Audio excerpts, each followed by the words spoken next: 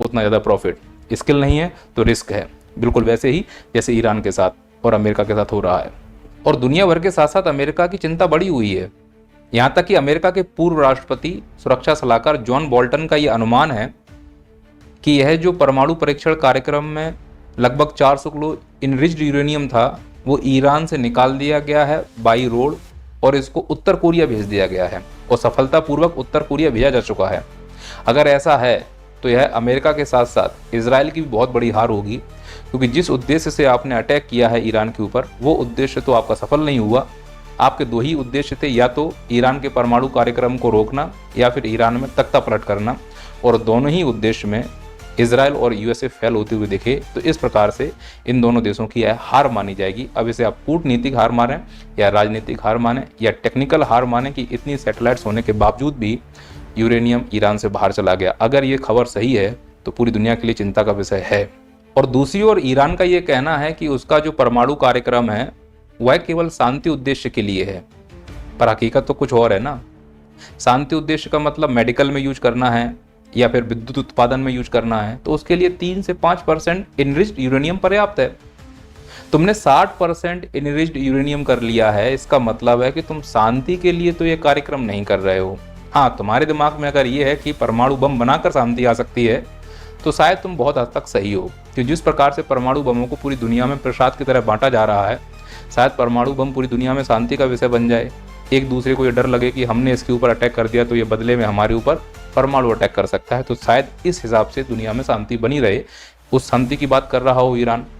लेकिन हकीकत ये है कि जब इनरिच्ड यूरेनियम 7% से ज़्यादा हो जाएगा, 90% होने का मतलब है ईरान रेडी हो चुका है बम बनाने के लिए, और 400 किलो यूरेनियम का मतलब है कि उसके पास क्षमता है 10 परमाणु बम बनाने के लिए, और रेंज उसके पास ठीक ठाक है, फतेह जैसी मिसाइल भी है। इसका मतलब उसकी क्षमताएं हैं कि इस यूरेनियम को बम को वो अपने देश से कहीं दूर भेज सके, जिसमें अमेरिका भी शामिल है।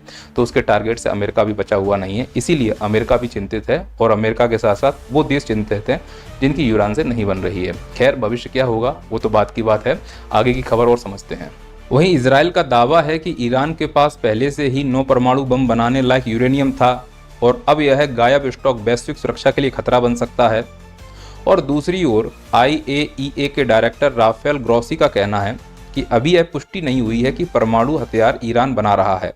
तो सवाल यहाँ से सामने आ रहा है कि क्या ईरान ने सचमुच अमेरिका और इजराइल को चकमा दे दिया है, या केवल एक राजनीतिक भ्रामक खबर है जिससे पूरी दुनिया में हलचल मचाई जा रही है। हकीकत क्या है वो तो समय के साथ आएगी, और दोनों ही स्थिति में यह विश्व शांति के लिए घातक है, क्योंकि अगर ईरान में परमाणु बम नहीं है तो वह शांत नहीं बैठेगा, और जो क्षेत्रीय प्रॉक्सी युद्ध हो रहे हैं वो शांत नहीं होंगे। अगर उसके पास है तो फिर कहीं ना कहीं और अशांति बढ़ने की संभावना है।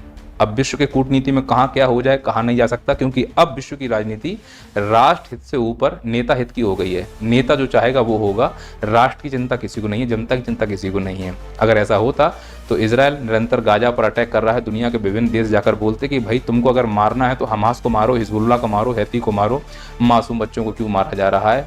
तब मानव अधिकार का कोई सामने व्यक्ति आया नहीं। इस बात को समझने की जरूरत है कि जो ये परमाणु हथियार हो रहे हैं यह केवल पैसे कमाने का एक जरिया है और अपनी शक्ति प्रदर्शन करने का एक जरिया है।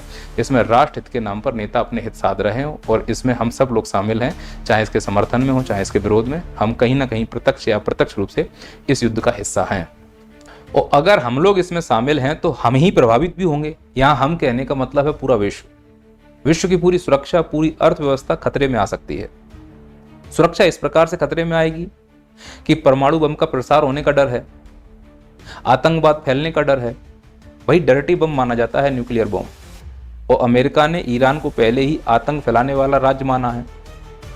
इसके अलावा जो IAEA यानी पूरी दुनिया में परमाणु कार्यक्रम की निगरानी रखने वाली संस्था है, अब उसका बैन हो जाएगा ईरान में, पूरी दुनिया का भरोसा कम होगा, तो सुरक्षा खतरे निश्चित तौर पर बढ़ेंगे।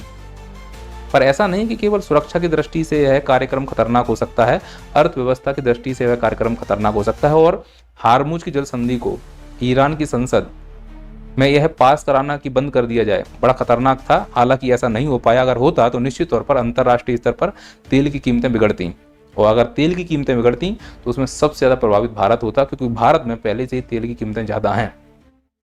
ऐसे मैं स्टॉक